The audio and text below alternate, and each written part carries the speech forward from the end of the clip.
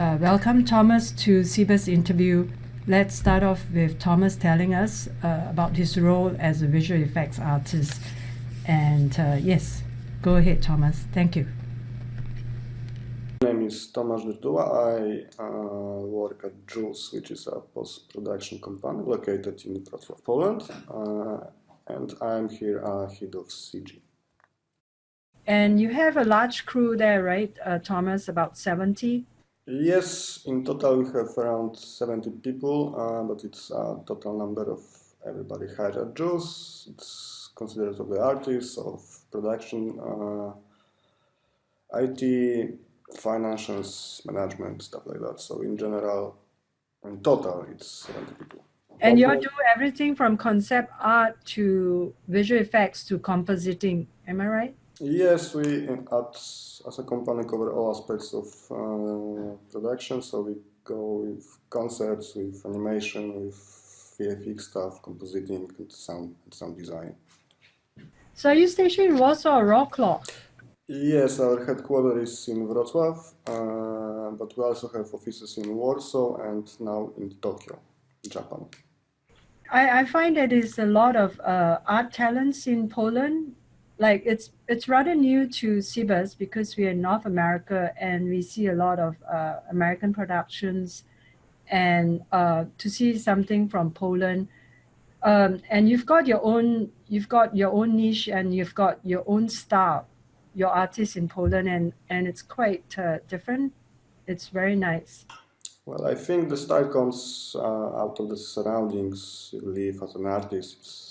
It's unique in Europe, in Eastern Europe, in Western Europe. It's also quite unique in Asia, in Australia, in the United States. So I think it's pretty much connected to where we live and what we see each day.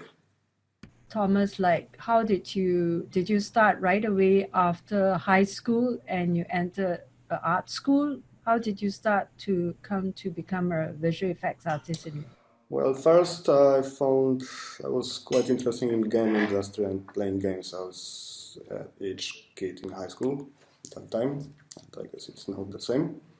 So I found there was some new full 3D games and it was quite interesting. So I wanted to find how they are made, created, how the levels were made. So I was digging it a bit like from. I think my first 3D experience was the game engine from Duke Nukem 3D. Then it was Quake 1, Quake 2, stuff like that. Then I found that all this stuff is actually made in proper, decent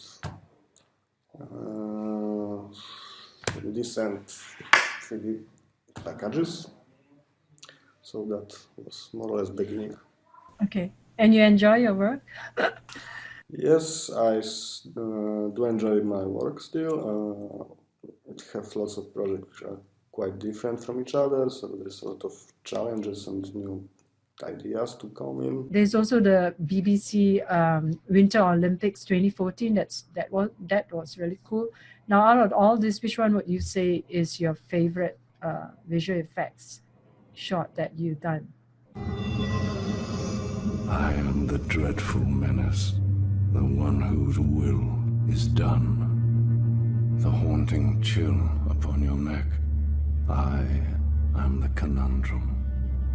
I will summon armies of wind and rain and snow. I made the black cloud overhead, the ice like glass below. Not you or any other can fathom what is nigh. I will tell you when to jump, and I'll dictate how high.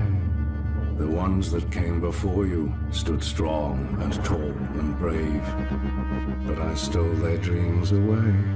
Those dreams could not be saved. But now you stand before me, devoid of all dismay. Could it be, just maybe, I'll let you have your day?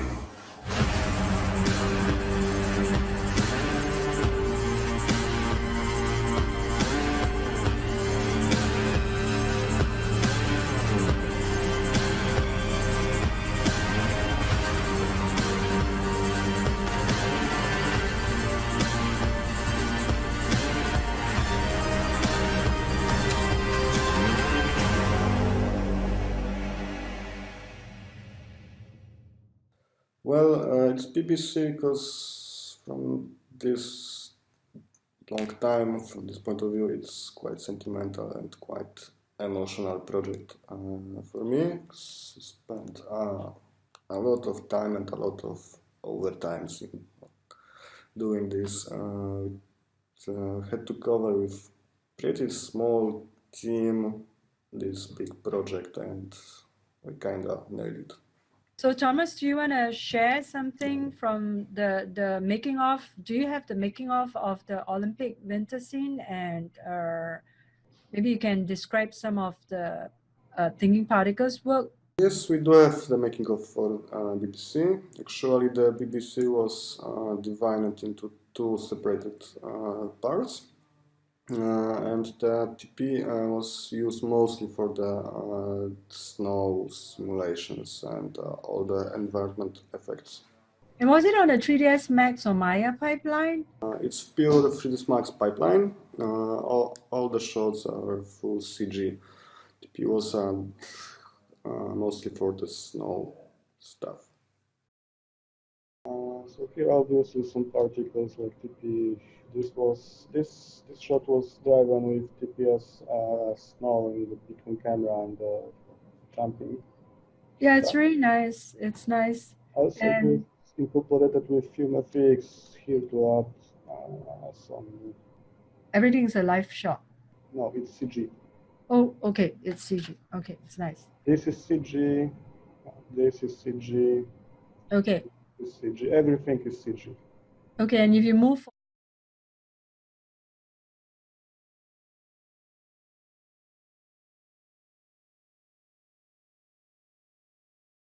yeah, that's all. This is also a TP setup with So a lot of snow. Oh, there we have an avalanche. This was recorded. Nice. And it's a mix of CG and live action. Right. This is obviously that's so CG. nice. Full CG. Also full CG. Okay. It's a motion capture small characters. Here are the live action guys now on the blue screen. Okay, that's screen, right?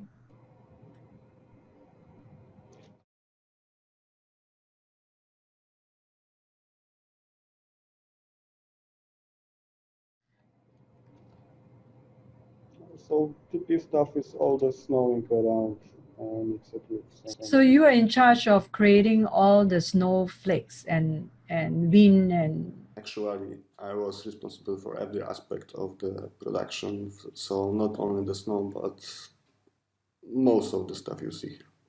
But let's watch the making of.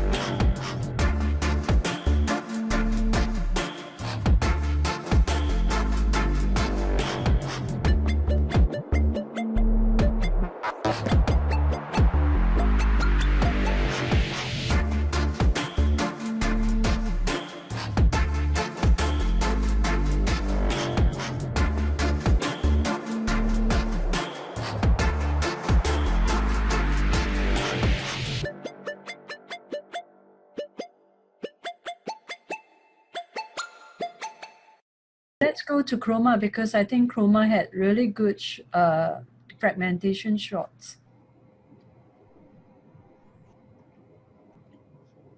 This is Chroma. Oh, that is nice, right? Now, would that be thinking particles? Everything is TP here.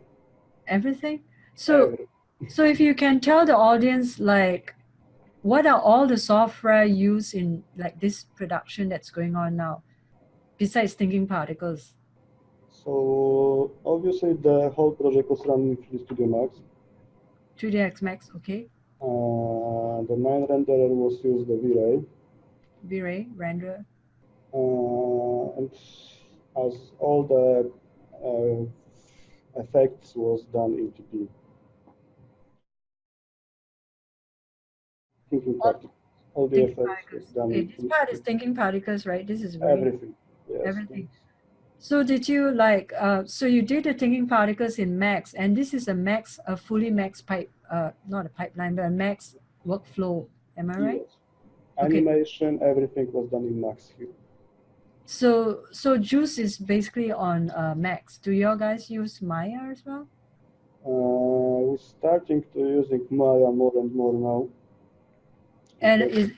And is the two group Maya and Maya pipeline and Max workflow, can they come together? Like, are you able to do thinking particles in Max and then bring it using Alembic maybe or some other coding and bring it into Maya? Yes, right now we are starting using Maya, but most of the time it's used for animation now. So we do a little around. So we do animation in Maya, we cache it from Maya, and we bring it to Max to render and light it up. We had a couple projects. I think I had one or two projects where I was caching TP in Max and sending it to Maya. Okay. It works quite well. Also, we used once Xmesh, I think, because we have both Xmesh in Max and Maya, so it's pretty nice connection. And was it a smooth integration, you think, or it requires a lot of scripting and special coding to bring it over? It's pretty much out of the box. There's not much required to do this because since Alembic is present in Max for like 4 or 5 years now, in default one. Okay. So it's just like almost like saving an FBX file and opening it somewhere else. So you're more of a, can I say, Thomas, that you're more of a Max artist, or you wouldn't say that? Would you say that you're more of a Max artist, that you really like that software? Mainly Max artist. Yes. I'm using this software for so many years now, so I know pretty much everything about it. Yes, exactly. And first of all, Max is, well, it's funny to say, but Max is pretty stable software. Second of that, you have a lots of ready-to-use tools in there. So you have like thinking particles, you have the whole Thingbot software plugins. Yes, I heard that one too, that a lot of people say Max is really cool because it incorporated numerous plugins that are very helpful. People are joking that Max is, the Studio Max is a platform to run other plugins. Actually, it might be a little true. But because you have all these little plugins and they are quite well working with each other, so like TP is quite good working with Humafix. Of course, all the Teambot software like Frost or Xmesh is also quite handy with thinking particles and particle flow in 3D Studio Max. So it gives you a lot of speed. Yeah, I think thinking particles work very well with RealFlow and this FilmFX, right? I don't know about Phoenix. Have you tried Phoenix? I just played with the demo versions. I think some of the other artists were integrating Phoenix with thinking particles as well. We didn't have many projects that would involve the water itself or something more complex. So usually we are using for that either TP or RealFlow. So which one would you say is your favorite thing to do with in terms of visual effects? Like, are you a destruction guy, a fluid guy? You know, do you go into one area that you really like and specialize a lot, or are you a kind of like generalist where you can do everything and you like everything? In fact, I would call myself as a generalist in general. Because of the variation of the skills from some animation to lighting and rendering. In between, I do the FX stuff. So, okay, like all fields cover. In FX stuff, I think I like pretty much on the same level all those aspects, because some all aspects are in some part fun and in some part frustrating. So like the fluid stuff is usually, it can be fun because it gives you nice results at the end, but it takes ages, always take ages to get some good, nice fluid simulation. On the other hand, the destruction is always fun. Everybody likes to destroy. I know guys like destruction.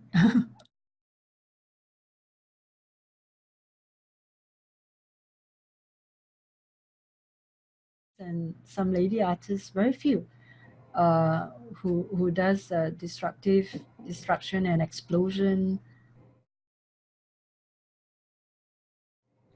So yeah, destruction is fun because it destroys, and because you have TP, which is, I think, the origin of the thinking particle was distraction. So everything that is out of the box pretty much. So is that volume breaker from thinking particles, or yes, it's shape collision? No shape collision?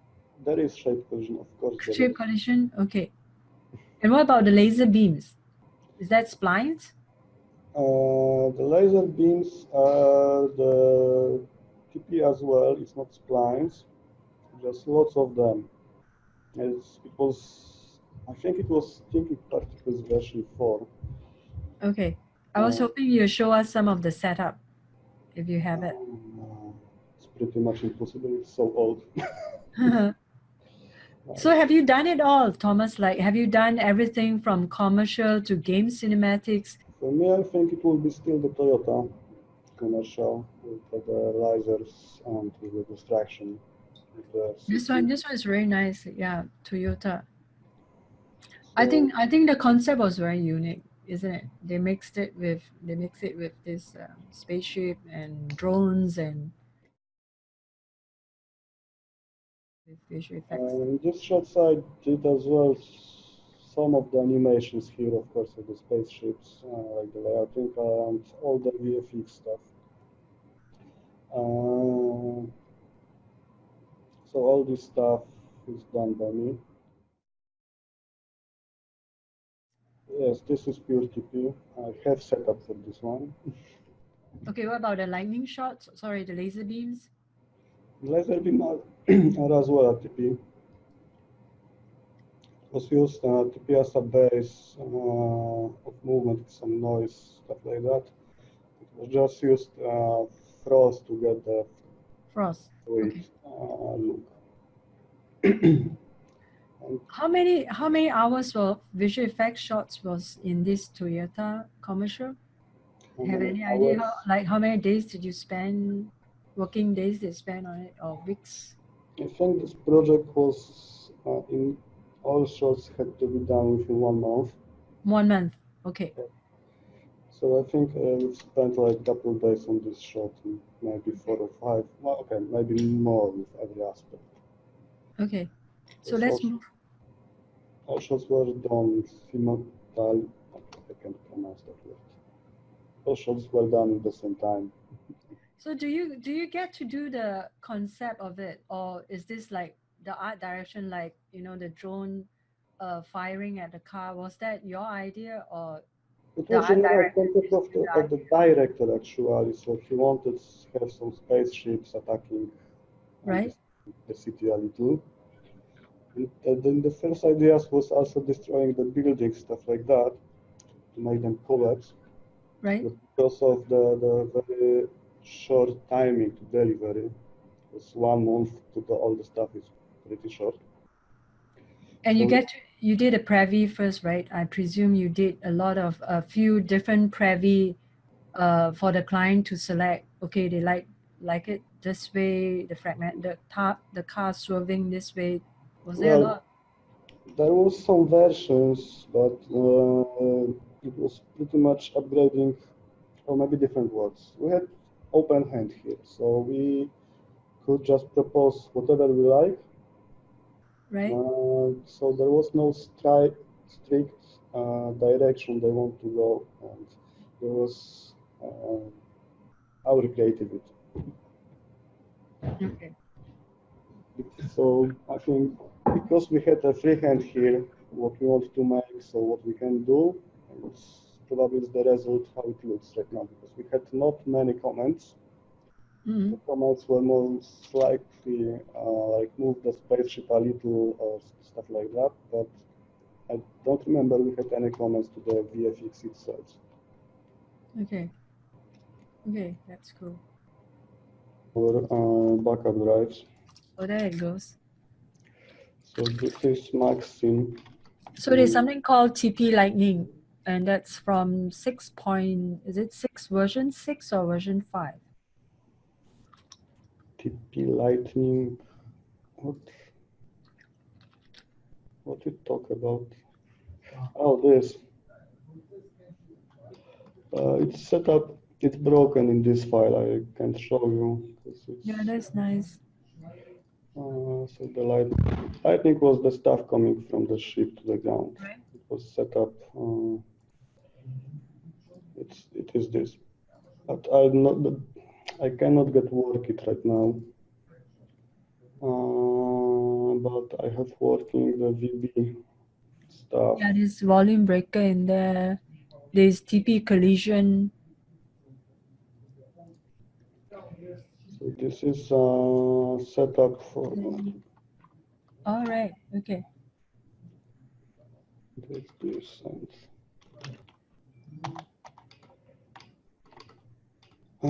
so this setup is done with 3 sub setups. One is just for the barrels. It's not considered a very complicated setup, actually, right? It's quite straightforward. Everything is Basically, very have the rigid body, the force, and you're using bullet. You're using bullet, am I right? Exactly, I'm using bullet because of its speed. So even now I can play back the animation. Oh, that's so nice. Real time. And how many hours did you spend for this shot? Like, hard to tell. I don't remember. Probably 2 or 3 days, probably. but it's probably a day's job, or was it like a day's job or 2 days job? 2 days job, I guess. 2 days job. So it's considered. Do you consider this a very simple effect scene? It's not the most complicated effect scene you have done so far, right? Well, it's not the complication of it is media core, I would say. It's like here is the playback of all the caches. Okay. So the hardest part is to get the right look of what you want to achieve. Yeah, it has to look realistic, and I think it's nicely done. So just you need this taste of what is looking good and what is not looking good. And this is the final shot without the color correction. Okay. Look at the spaceship. So everything here is CG except the running people. Well, the car was shot. Live action. The car is live action, so we need to track the car back to get the reflection on it. Right. So we have animated car that is covering the original one. Right. So if you can raise it. Am I blind? So we have a car that is Okay. covering pretty much the original one. This is original plate. Okay. So stuff added is the groundbreaking, the barrels, and obviously the spaceships. Yeah, that's really nice. So is this the only shot for the entire commercial that had effects in it, or is there some more later? Of course, there are later shots.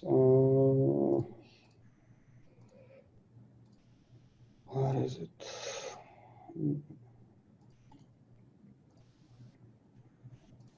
So we're starting with FX shots.